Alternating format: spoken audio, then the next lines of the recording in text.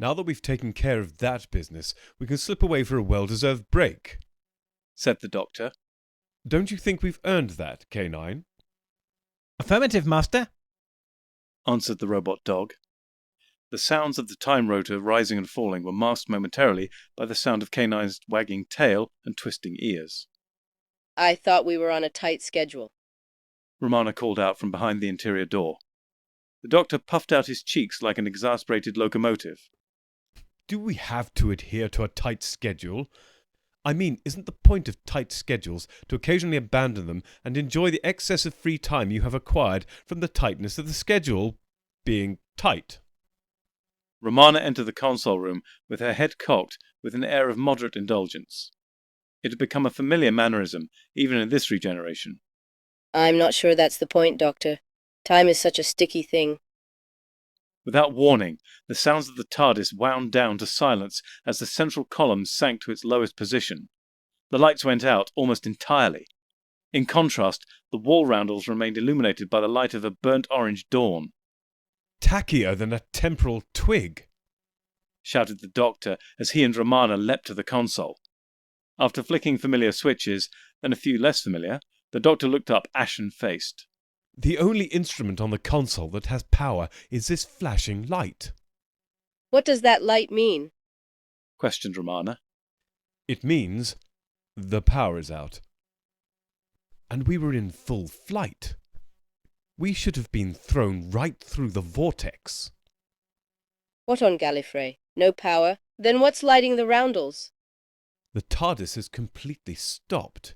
She isn't providing the light. The doctor replied, bowing his head. Whispering, he continued. It's coming from outside, a location between the interior and the shell of the real universe interface. That's nonsense. Romana furrowed her brow and shook her hair from her eyes. Nothing can exist in an undefinable space.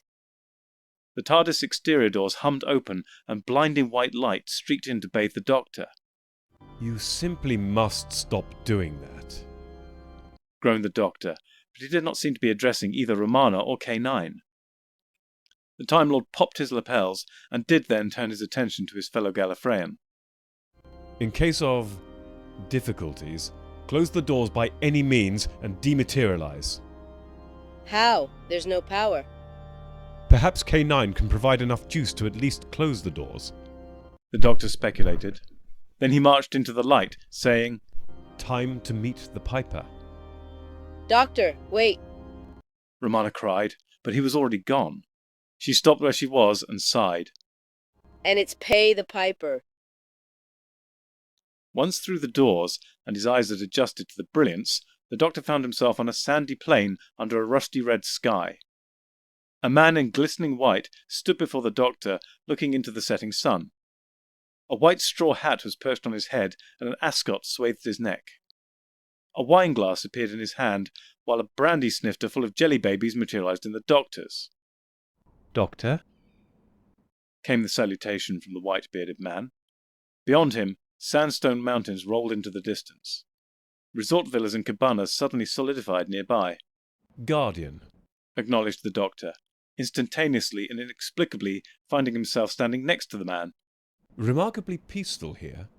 I like the mountains from the American Southwest.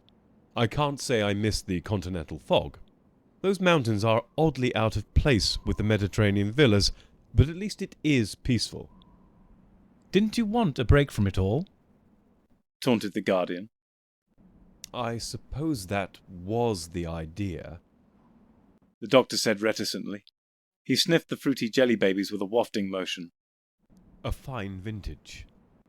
The Doctor and the White Guardian now sat facing each other on solidifying white ironwork furniture.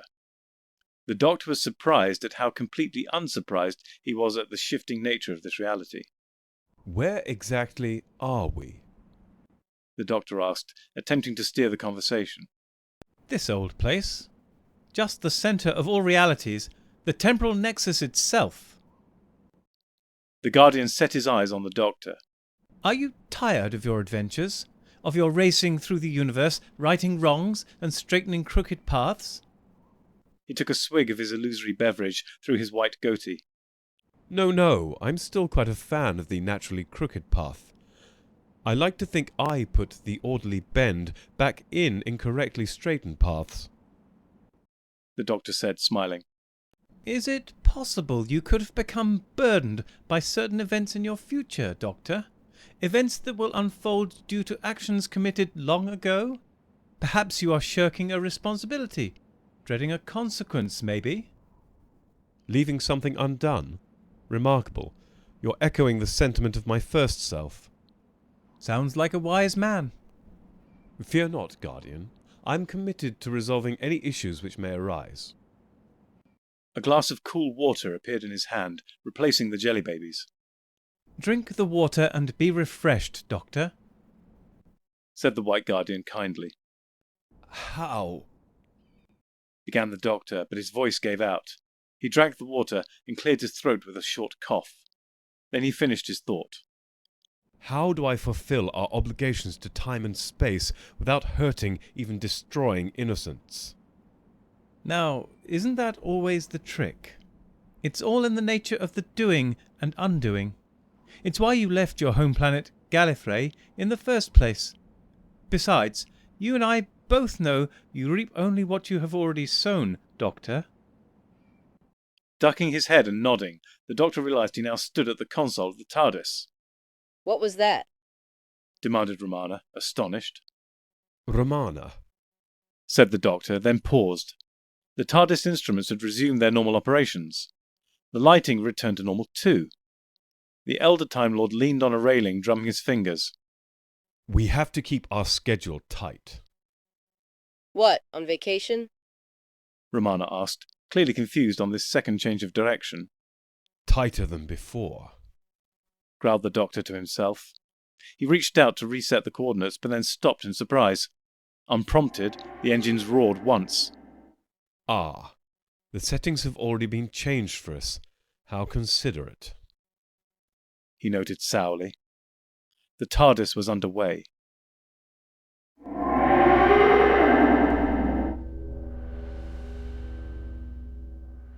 Ah, not what I was expecting. The Doctor had emerged from the freshly rematerialized timeship. The TARDIS was surrounded by an outdoor cluster of noiseless retail buildings. He stepped out onto asphalt, which he swiped his finger across and promptly licked. Earth, about 2170, Let me guess. Not when we are supposed to be. Came Romana's voice from the open door. Don't be absurd. Responded the Doctor. We are just where we're meant to be. Romana poked her head out, bearing a wide grin. And what's the name of this place? She asked as she joined the Doctor along with K9. I wish I knew. The Doctor pondered as he eyed the surroundings. A man, a derelict in a black tattered skullcap and threadbare army surplus jacket, ran up to them speaking gibberish. He screeched to a stop upon seeing the TARDIS. Hello? The Doctor said in polite inquiry. She sees me! She's judging me! The old hobo's long grey moustache and beard framed trembling lips. He ran for the nearest dumpster and threw himself inside, sobbing. Odd. I tend to get on so well with the youthful. Elderly. Corrected Romana. Elderly. Responded the Doctor. Well, at least we aren't in an underground passage. Romana sighed, trying to make the best of the situation. Currently, mistress. K9 noted primly. Shh! Hissed the Doctor with a wave. He pressed his fingers to his lips as he pivoted. This is very wrong. Romana looked at the suburban shopping centre. In the distance wound run-down riverfront properties, while further distant stood antiquated mining machinery intertwined with weeds. The ruins and occasional new constructions stood in stark contrast. Very wrong. Very, very wrong. Oh, very, very wrong. Romana laughed, crossing her arms. Don't you think you're over-dramatizing this car park? I never overdramatize. The doctor replied gravely, then froze in his steps. Midday, in front of a shopping centre. Not a car, not a housewife, nor even a depressed starling in sight. Very, very wrong. The doctor cocked his head and wiped his nose with a finger. And add to that a wrecked Dalek cruiser behind the TARDIS. What? Romana spun to gaze in horror at the vehicle filling the ground beyond the tattered blue police box. She trembled at the memory of her tortuous encounter with the Daleks on the first day of her secondary generation, when they interrogated her. She crouched, eyeing the windows and rooftops with extreme caution. Where did that come from? The doctor remained silent, apparently lost in thought. It obviously crashed relatively recently. Romana pointed out, hoping to coax more of a response. What? Oh, of course it did. I might have been here when it did. That would make this London. They had really softened the Earth up with low-cost meteor strikes and solar weather manipulation. The doctor said, his focus suddenly sharp and brought to bear on their current surroundings. He turned to K9. We'll walk uphill a bit, K9. Stay and guard the TARDIS. From the human hobo. Said the metal dog.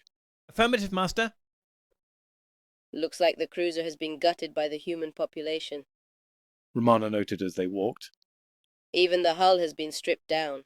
The real question is, where are the Daleks now? Where are the people is the real question.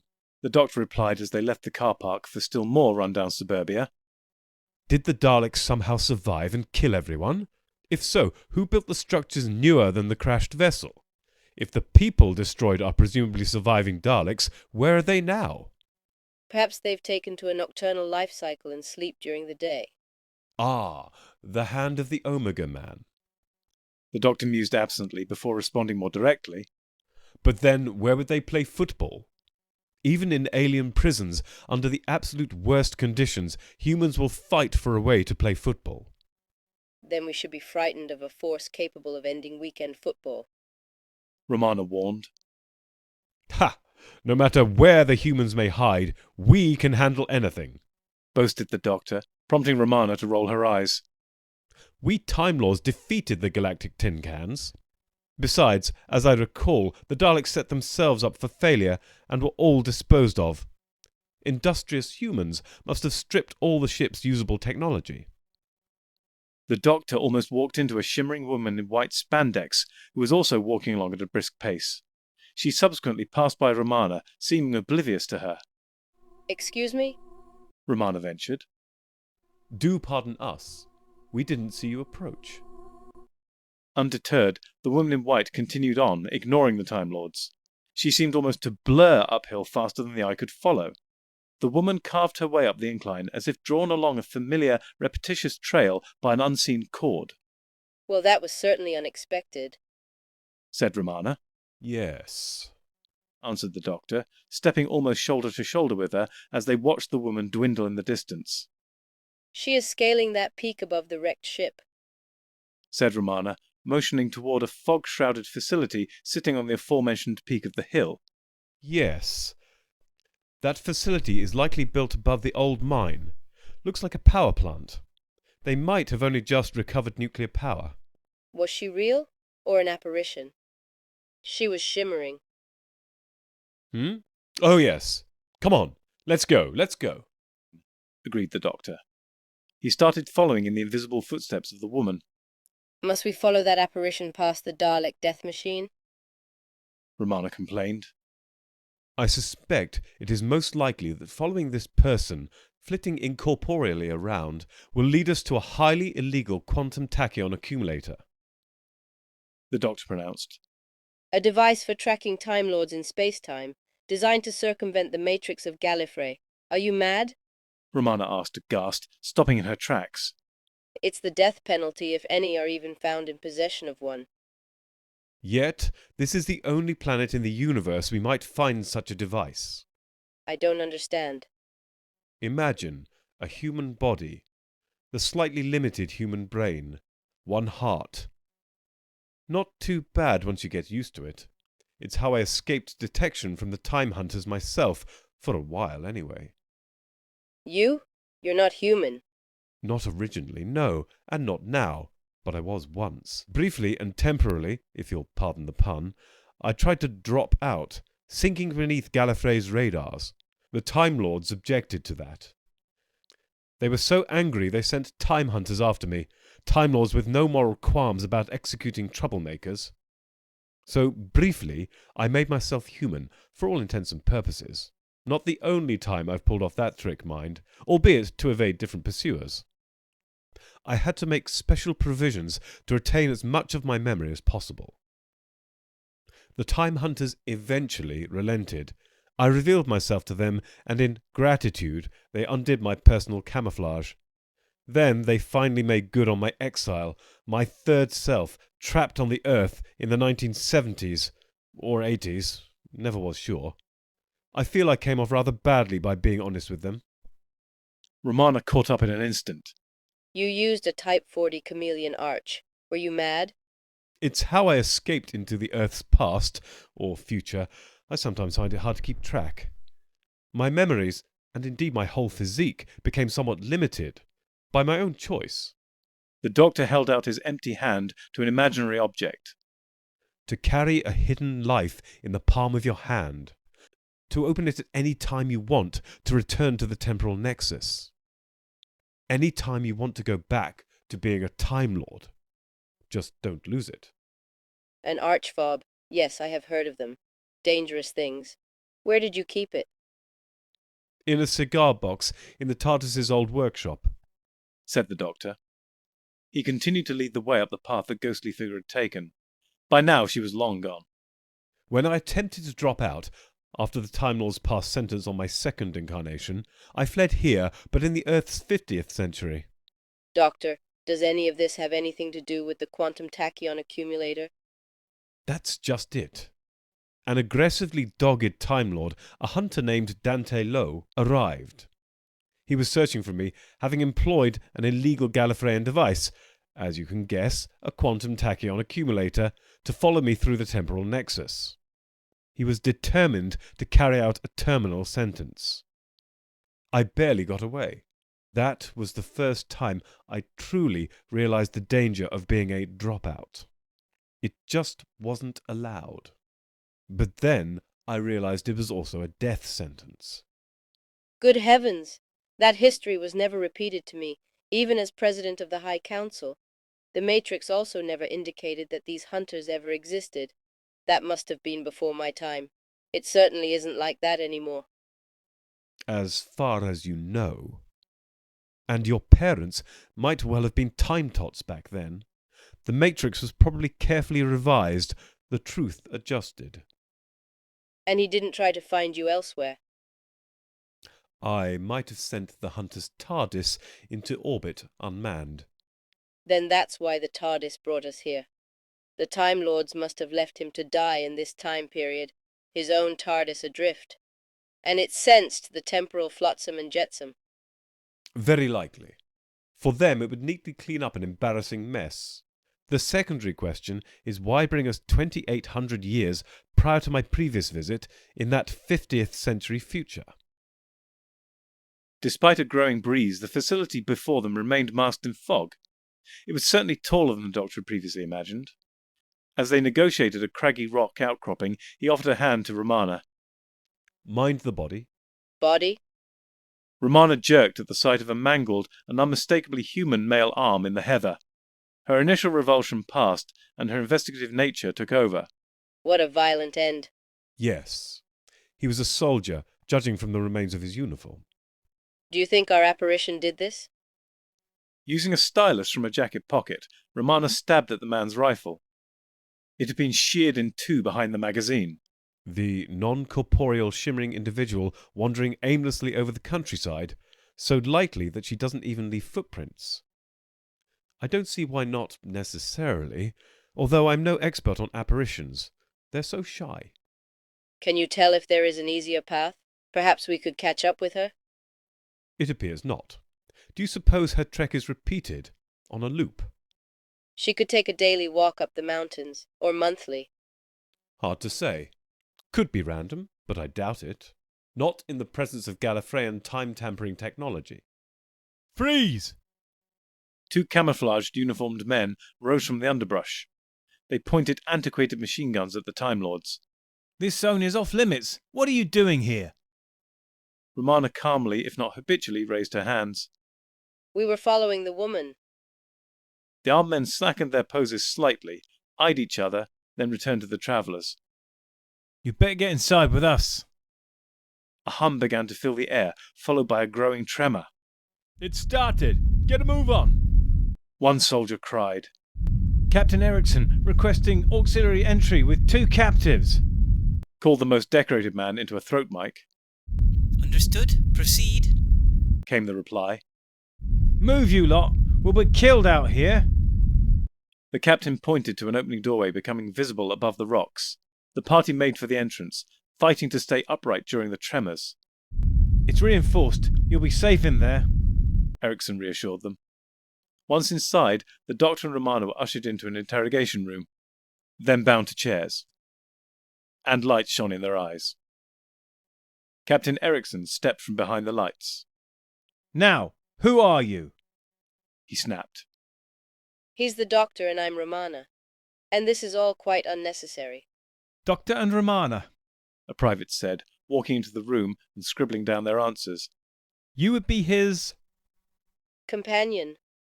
Barked Romana, then primly added, And equal. The 2 men raised their eyebrows at each other in misogynistic camaraderie. We are travellers who found your site by mistake, The doctor offered. Captain Erickson sparked a taser into the doctor's armpit. Stop that! Getting to you there, Doc. Hardly. It's just my other arm is feeling left out. Daily tea, Captain. Piped up yet another private, entering with a tray of steaming drinks. All ready, Private Davies? Did you bring enough for our prisoners? Erickson asked, indicating to the doctor and Romana, still bound to their chairs. Aye, sir. We ain't uncivilized, you know. Tea, Doctor? Asked the captain. Tea. The doctor murmured, bewildered, as he watched a small table placed before them. He shook his head like a Labrador coming off a sugar high. Let's see. T as a distribution of the sample mean minus the population mean over the standard deviation over the square of ginger root. Do you care for ginger root tea, Romana? Oh, no, very kind of you, but, as you know, I am a bit of a purist when it comes to tea or infusions. British tea, I assure you. At the moment we are limited to breakfast tea. Supply lines have been down. Due to the creature? Or perhaps the girl? Quite. Strikes invisibly. All we ever find are its victims. Forgive my manners. Lost track of the time. Procedure, you know. Please loosen their bonds for tea. Oh, I completely understand, said the doctor, as he was rocked roughly by the meaty-handed private removing his bonds. One so rarely gets to enjoy a rousing interrogation when schedules are at play, eh? Romana cocked her head with a realization.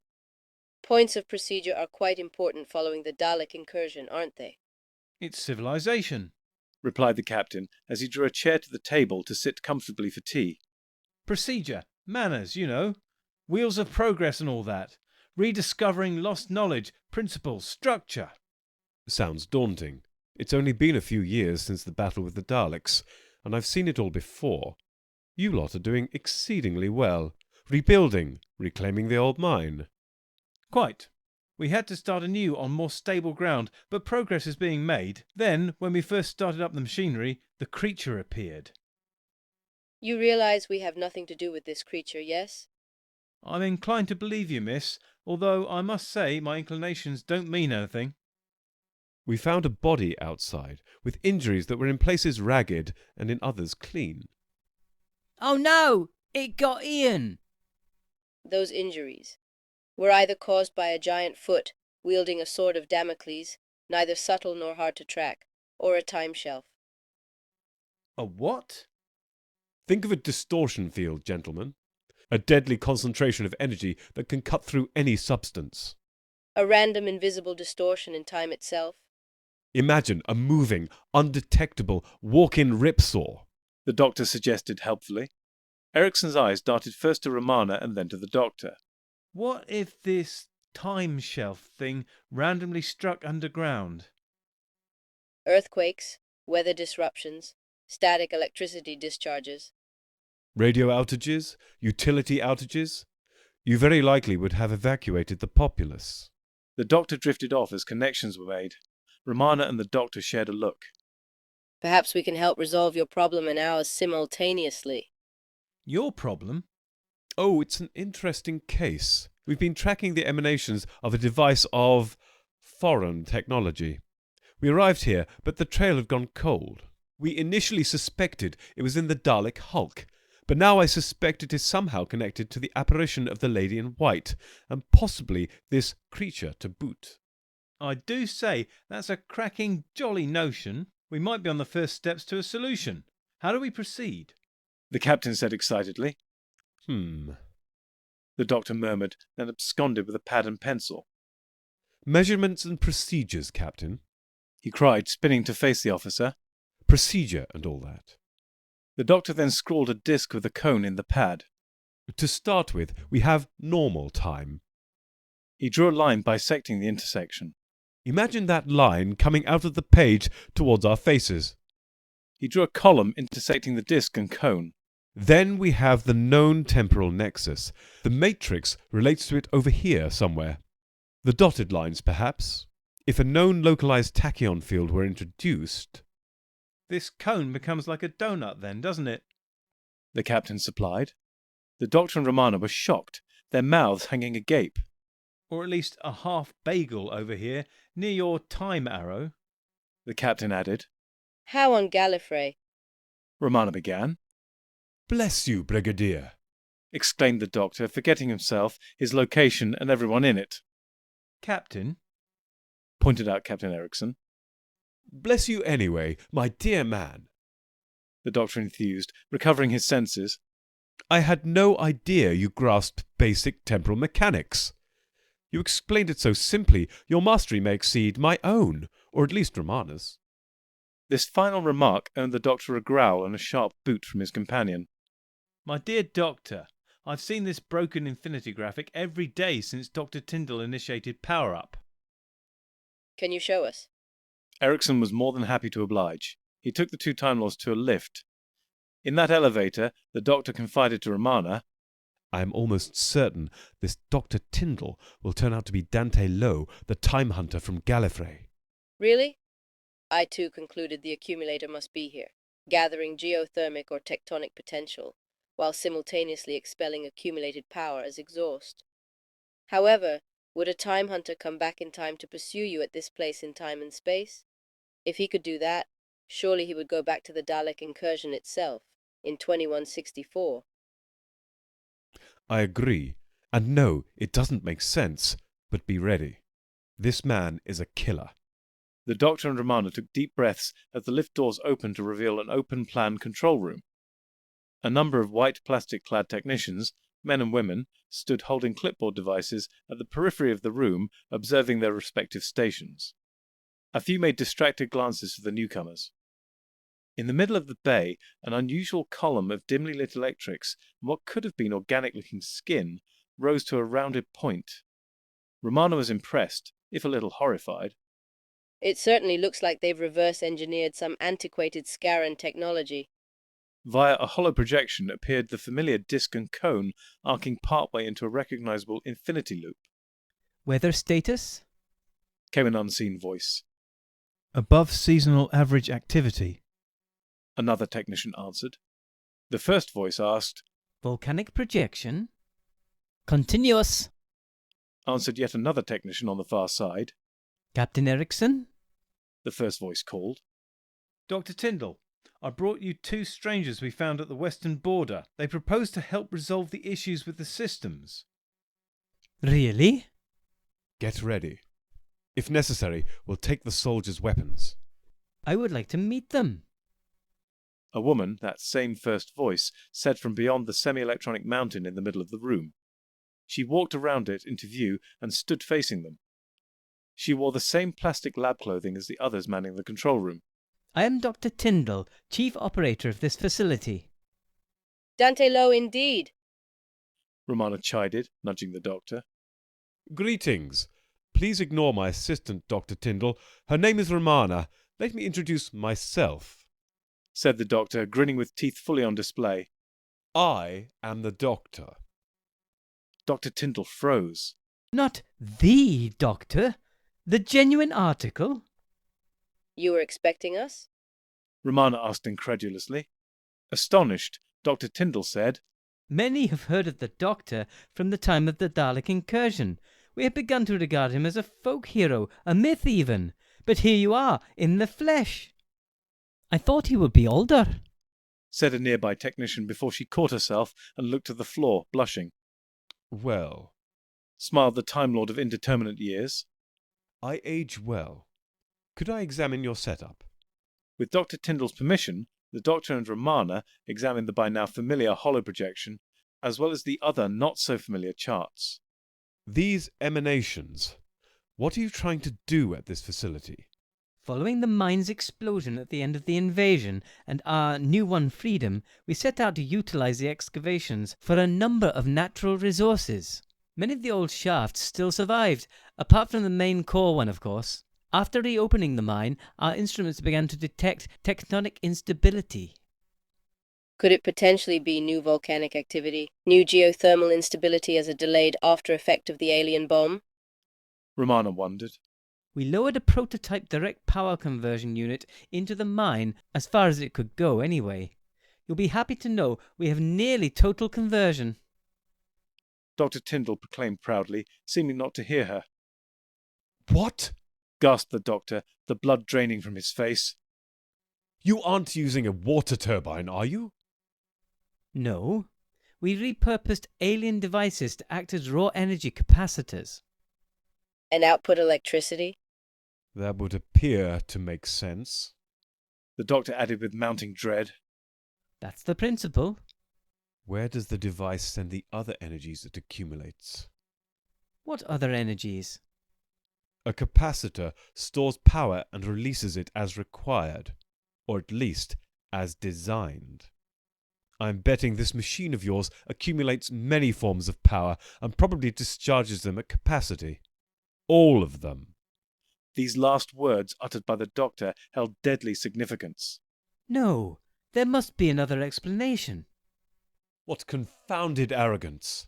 Your device isn't responsible for the destructive forces unleashed, not that it was ever really your device in the first place. But there is a component or some element nearby that is certainly being influenced by it, acting as a magnifying lens, and using your apparatus to spew out, among other things, ions, charging the atmosphere. Probably responsible for the sheet lightning and other unusual emanations worldwide. A violent tremor rocked the building. White-purple lightning turned the windows to blinding rectangles of fury. Dr. Tyndall still appeared willing to argue when an aftershock shook the mountain. The increasing tremors? She asked in subdued tones. Aren't coming from the planet, finished Romana.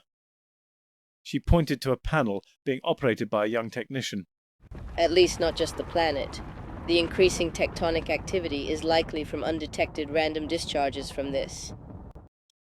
The holoprojection switched to an image of a machine hanging by a metal stem in the mine shaft. It boasted a plainly visible emblem, concentric circles, a misshapen pentagon, circular missing discs, and a couple of variously sized adjacent discs. Gallifrey, whispered Romana in confirmation. Yes. The doctor replied, staring into the middle distance. He unconsciously twitched his sonic screwdriver from finger to finger.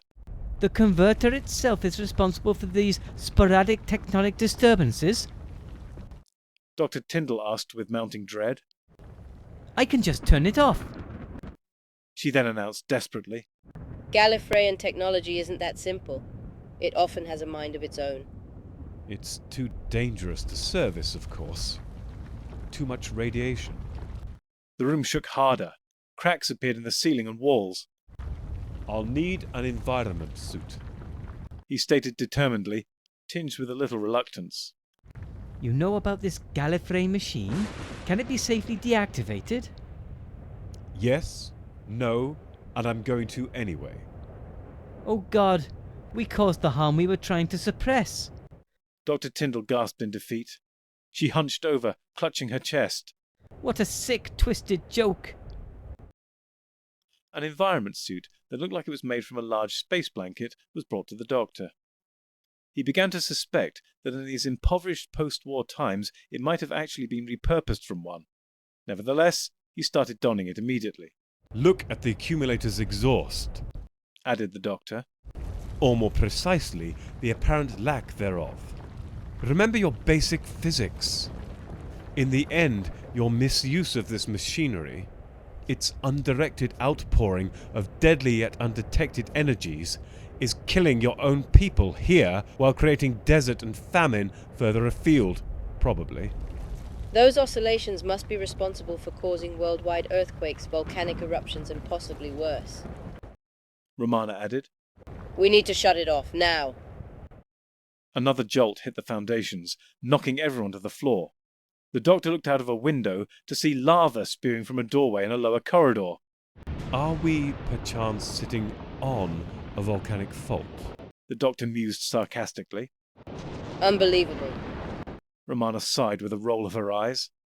Is the collector off? Tyndall asked. Yes, but the emitters are still charging. I don't know where their energy is coming from. Volcano Day. The machine is getting its additional charge from time itself, as it was designed to do.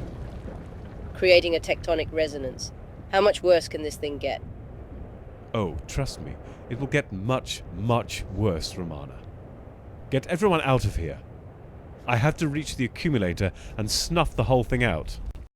The doctor zipped his padded suit shut and tossed its gloves into the helmet. Technician, can you get me to the alien device? We are with you as far as we can go.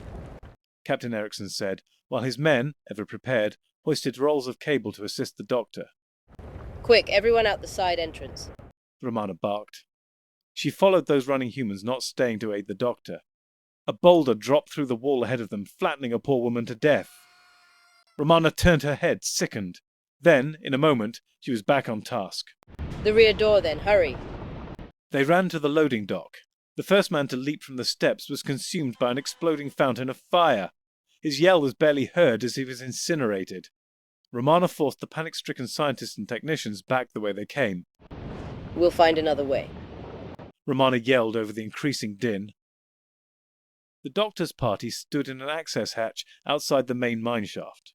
We'll stay as long as you're in there. Captain Erickson told him grimly. His men stood at the shaft entrance, coiling out cable as the doctor tucked his sleeves into his gloves. Besides, I don't think there is another way out. The mine elevator isn't safe during these tremors. The technician piped up nervously. Yes, I have had some experiences in unstable mines before. The doctor said, a little impatiently. Plenty of light in there. I'm afraid it must be a lava flow. What temperature is the cordage good for? Offhand, I have no idea. Just keep it out of the flames. The doctor shot furious eyebrows at the captain as the technician opened the shaft. He pulled his hood on while the soldiers secured the cable to the doctor's built-in harness. Descending into the shaft, the doctor found thick, heavy soot and gas illuminated eerily from beneath. He ran his palm along one gantry leg to another, easing his way down. Worryingly, stones fell free from the wall as his hands brushed them. He called into his suit mic. Captain, we need to go faster. The shaft is breaking down. Aye, Doctor, came the staticky reply. Consequently, the doctor's descent became far more rapid. The heat grew steadily, but as yet at a moderate rate of climb. Nevertheless, even through the protection of the suit, the doctor's face broke into a sweat. The Time Lord covered his visor instinctively when a flash of burning gas rushed past him. His environment suit was quite fireproof, he reasoned reassuringly. Corrosive gas and static electricity notwithstanding, his memory unhelpfully added. He navigated a cross gantry that anchored the accumulator stem to the middle of the shaft. Stones periodically fell around him, fortunately diverted for now by the gantry above. The doctor anxiously wrapped his arms around the heat-proof metal stem. He looked into eyes staring back into his own. The unnatural, transparent apparition hovered before him. She was surrounded by a wispy bluish halo and kept pace with the doctor as he was lowered. She looked at him and gave an almost apologetic smile. Oh, please pardon me. The doctor declared magnanimously. He then switched over to the external speaker. I'm just here for the view. What was that, Doctor? Erickson spoke into his ear. I'm not alone down here. The young lady we were discussing has joined me. She seems aware of me. Are you hallucinating, Doctor? That would make things so much easier. What's that, Doctor? The QRM is getting bad. Interference from the static down here. Scalding water rushed over him, followed by waves of flashing burning gas. The accumulator is in sight. Slow down. The doctor rasped into his mic, his breathing now pained with the increasing heat and fumes. He gripped the gantry and the rope tightly now. He stared at a shiny metal decahedron with rings of stainless steel, complete with tungsten actuators radiating outwards. He snared one of these rings and tied onto it with his other hand. The whole device shimmered with arcs and glows as it accumulated sorted and sifted energy. The doctor assumed it must be capturing random tachyons for later release. He unscrewed the bolts holding the accumulator and let it fall the length of the line he had attached. Listen, The doctor said to the apparition. if you're real, I don't dare close down the device while you're here. You should go to a safe place in case you become solid.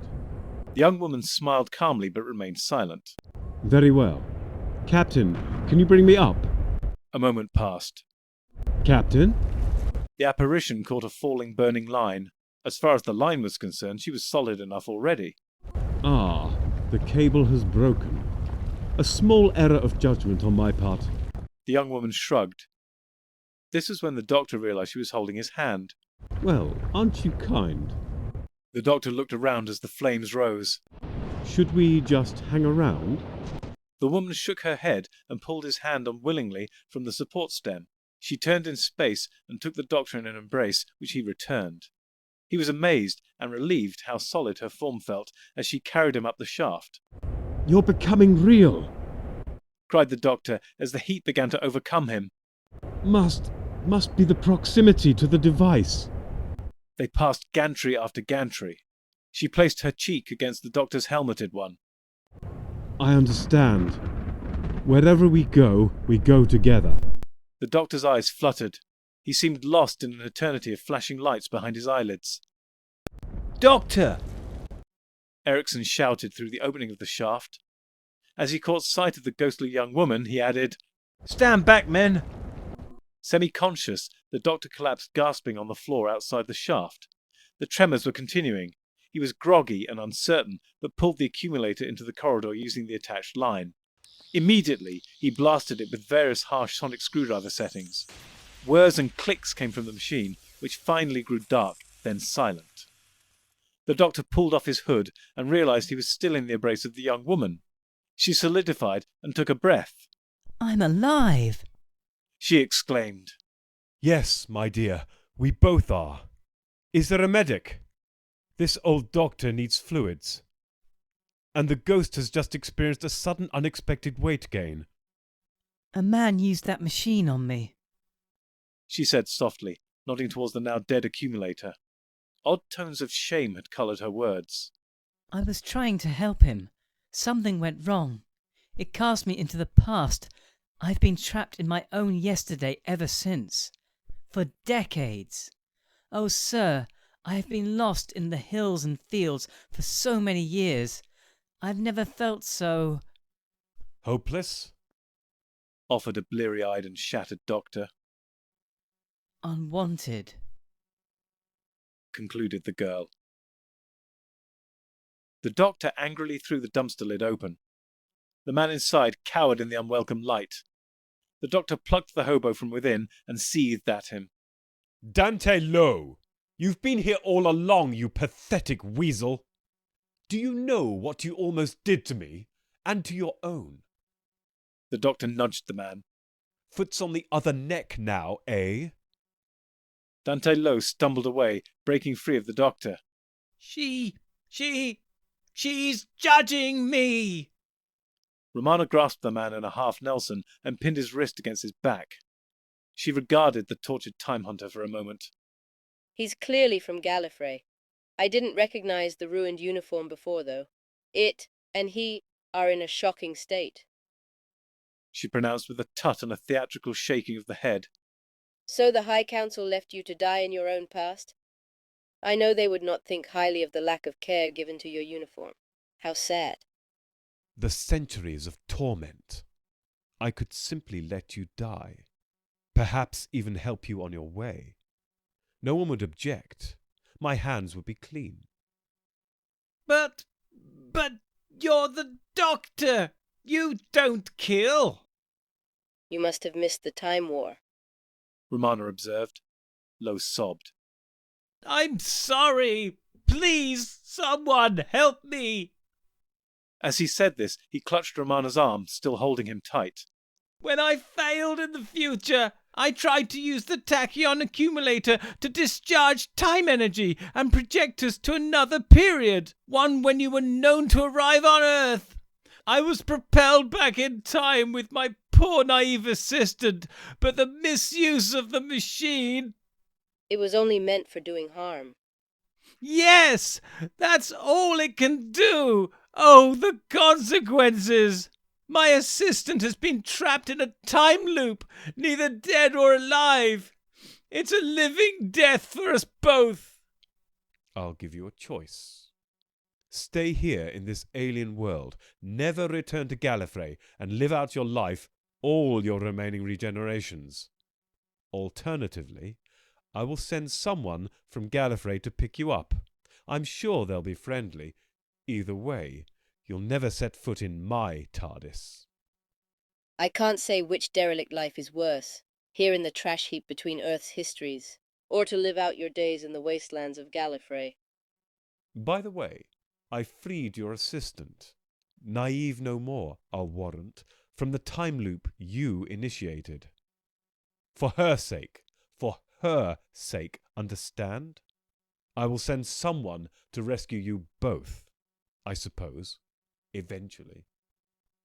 Romana released Lowe and let him see his assistant, who had until now stood silently behind him. Terminella! Sobbed the shaking man. Terminella took his hand with some reservation. Come, Romana, said the doctor, not turning his head to watch the reunion.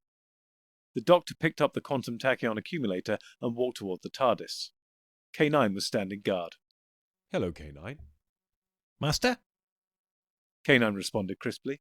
Romana caught up and took him by the elbow. Are you okay? I don't know. The girl told me Lowe had accidentally used the accumulator, having no idea it had the power to throw people out of time sync. Neither did I, mind you. She said she wandered the hills and fields aimlessly, for decades, an abandoned Gallifreyan assistant. She said she had never felt so unwanted.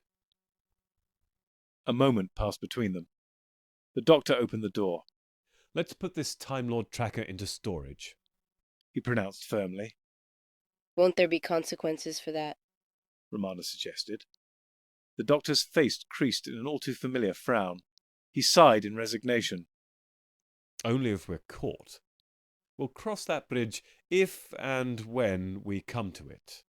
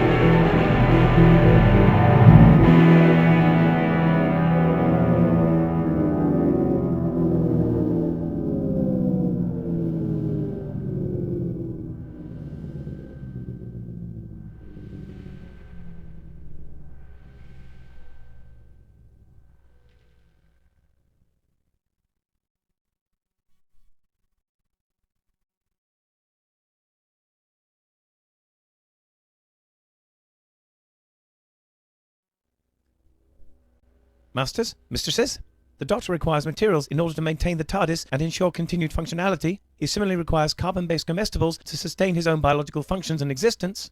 Master would never say this, but he requires aid beyond that supplied by this unit in order to acquire these. To aid the Doctor in his various tasks and creations, this can be most effectively achieved via Patreon or Substack subscriptions, or through donations directly to PayPal. Or if you desire physical goods in return for your contributions, written accounts of my travels with the Doctor are also available on Amazon. Links are in the description below. Thank you, Masters, mistresses.